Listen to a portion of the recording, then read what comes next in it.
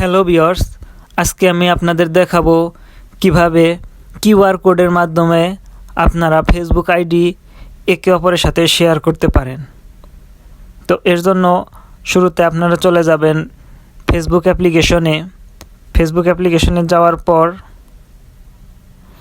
আপনারা সার্চ ইঞ্জিনে গিয়ে লিখবেন কিউআর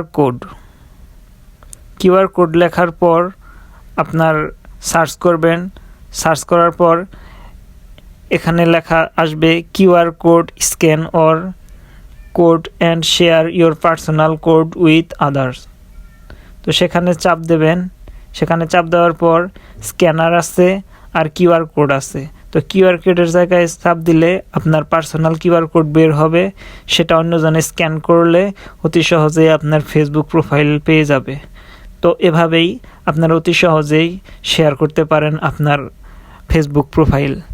তো এরকম আরও হেল্পফুল ভিডিও পেতে NOBI ফ্রম জাপান ইউটিউব চ্যানেলের সাথে থাকুন।